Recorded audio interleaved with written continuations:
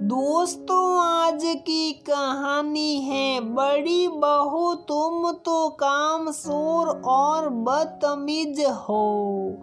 दोस्तों, कहानी शुरू करने से पहले अगर आपने हमारे चैनल को सब्सक्राइब नहीं किया है तो सब्सक्राइब कर लीजिए ताकि आपके पास पहुंचे हर नया वीडियो।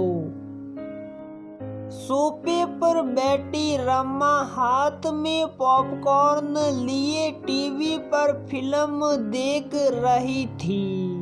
तभी उसके फोन की घंटी बजी। उठाकर देखा तो मौसी सास की बेटी एकता का फोन था। रमा ने फोन उठाकर हेलो कहा कि तुरंत एकता ने कहा, भाभी आप शादी में क्यों नहीं आई? सब यहाँ आपको भला बुरा कह रहे हैं। बड़ी मौसी तो यहाँ तक कह रही हैं कि बड़ी बहू तो उतनी ही बदतमीज थी, ना सेवा करना ना घर के काम करना, बस नौकरी ही सब कुछ है उसके लिए। सच कहते हैं लोग, शहर की लड़कियां तेज होती हैं, इसीलिए छोटी बहू गांव की घरेलू लड़की लेकर आ रही हूँ। अब तो सारी उम्मीदें तो सिर्फ नई बहू से ही है। मैं जानती हूँ कि ये सच नहीं है। मैंने तो कह दिया कि बड़ी मौसी आप झूठ बोल रही हो। बड़ी भाभी तो ऐसी बिल्कुल भी नहीं जैसा आप कह रही हो। एकता एक लगातार अपनी बात कहे जा रही थी और उसके पीछे शादी के बैंड बाजे की लगातार आवाज आ रही थी। तभी रुक कर एकता ने कहा, भाभी आप बताओ सच क्या है? रमा ने कहा, एकता आपकी आवाज नहीं आ रही है, शायद नेटवर्क इशू है। आप शादी एंजॉय करो, बाद में बात करती हूँ। बहाना बनाकर रमा ने फोन रख दिया और मन अतीत की गलियारों में चला गया। रमा सोचने लगी कि क्या क्या नहीं किया ससुराल वालों के लिए, लेकिन सब ने मिलकर एक पल में ही मुझे पराया कर दिया और मैं सब के लिए खराब हो गई। रमा क्या हुआ? तुमने फोन किया था ना, इतना घबराई हुई क्यों हो?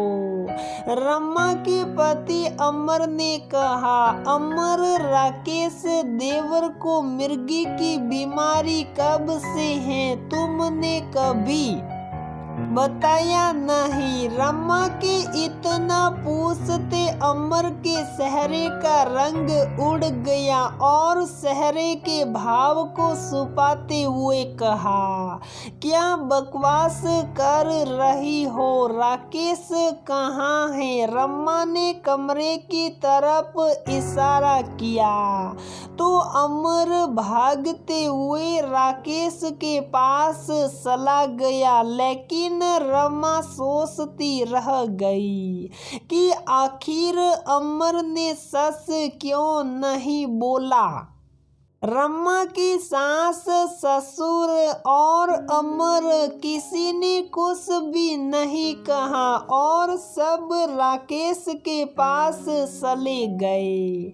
रात का खाना भी सब चुप साप खाकर अपने अपने कमरे में चले गए और रमा सोचती रह गई कि आखिर बात क्या हुई जो सब इतना खामोश हो गए। रमा के सास ससुर राकेश के साथ ही वारा नशे में रहते थे। रमा एक आत्मनिर्भर महिला है। उसके सास ससुर और देवर कुछ दिनों के लिए रमा के घर मुंबई आए हुए थे देवर की शादी की खरीदारी के लिए। हालांकि खरीदारी तो वहां से भी हो सकती थी, लेकिन सास की इच्छा थी कि इस बार खरीदारी मुंबई से हो। शादी की सारी खरीदारी करके रमा को सबके साथ अपने ससुराल वाराणसी जाना था। रात में रमा की नींद खुली तो देखा कि अमर कमरे में नहीं है। घड़ी की तरफ निगाह घुमाई तो रात के 3 बज रहे थे। वो सोचने लगी, आखिर अमर इतनी रात को गए कहाँ बिना बताए। कमरे से निकली तो उसे दूसरे कमरे की लाइट जली हुई दिखी, जिसमें सास ससुर अमर और राकेश आपस में बातें कर रहे थे। तभी रमा के कानों में अपनी सास की आवाज गई। बेटा, जिस बात को रमा से आज तक छुपा कर रखा था, आखिर उसको पता चल ही गई। कहीं अगर उसने ये बात लड़की वालों को बता दी तब तो शादी टूटनी पक्की है। हालांकि मैंने उन लोगों को पहले से ही इशारों में बता दिया है कि हमारी बड़ी बहू ठीक नहीं, बात बात में झूठ बोलती है, जिसकी वजह से राकेश टेंशन में रहता है कि कहीं उसकी भी पत्नी ऐसी ना आ जाए। ससुर जी, ये काम तो तुमने बिल्कुल ठीक किया था, तुम चिंता मत करो। अगर रमा ने कुछ कह भी दिया तो हम सब मिलकर यही बोलेंगे कि रमा झूठ बोल रही है। क्यों अमर बेटा, सही कहा ना मैंने? अमर, हाँ पापा, तब तो यही करना होगा, और कर भी क्या सकते हैं। ये बातें सुनकर रमा के जैसे पैरों तले जमीन खिसक गई। उसने दरवाजा खोला तो उसको देखते सबके चेहरे के रंग उड़ गए। दरवाजा खोलकर रमा ने कहा, वाह अमर, क्या पति धर्म निभाया तुमने। इन सब के लिए मैं पराई हूँ, ये तो जानती थी, लेकिन तुम्हारे लिए भी मैं आज तक पराई हूँ।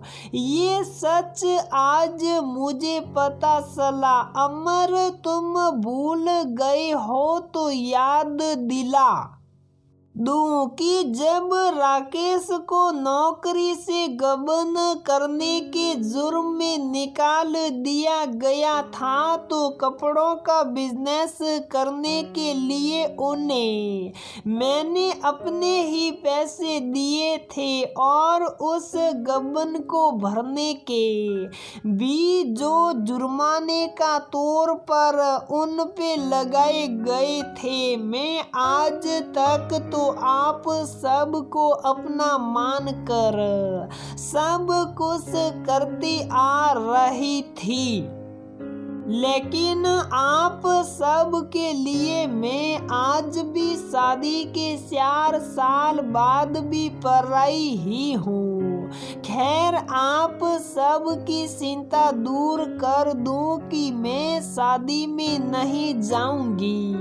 खुद के आत्म सम्मान की रक्षा के लिए जिस घर में मैं आज तक सब कुछ करके भी पराई ही हूँ, तो मुझे ऐसे पराए परिवार के किसी समारोह में शामिल नहीं होना। आप सब खुशी खुशी शादी कीजिए, लेकिन सच में कहूँ या ना कहूँ, किसी न किसी रूप में सच तो एक दिन सामने आ ही जाएगा।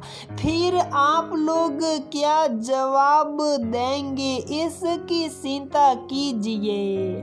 कहकर रमा वहां से चली गई और अमर ने निगाहें नीचे कर ली। तभी अगले दिन एक बार फिर फोन की घंटी बजी। इस बार एकता की आवाज मध्यम थी। उसने कहा, भाभी दुल्हन की विदाई के वक्त राकेश भैया को मिर्गी के दौरे पड़ने लगे। बहुत हंगामा किया लड़की वालों ने। जैसे तैसे अमर भैया ने सबके सामने सबसे माफी मांग कर बात को आगे बढ़ने से रोका और तब जाकर सब घर आ सके। सब ने कहा, अब लड़की के भाग्य में यही था तो क्या करिएगा। रमा ने सब कुछ चुप साप सुना और फोन रख दिया। आज रमा जहां अपने फैसले से खुश थी, वहीं एक तरफ अपनी देवरानी के लिए सोचकर दुखी भी थी। वो सोचने लगी, काश जैसे लोग लड़के लड़की की कुंडली मांग कर मिलाते हैं, वैसे ही मेडिकल सर्टिफिकेट भी मांगने लगे तो शायद बहुत सी जिंदगी बर्बाद होने से बच जाए। तो दोस्तों, हमारी ये कहानी यहीं पर समाप्त होती है। अगर आपको हमारी ये कहानी पसंद आती है तो प्लीज वीडियो को लाइक करें, शेयर करें और हमारे चैनल को सब्सक्राइब जरूर करें।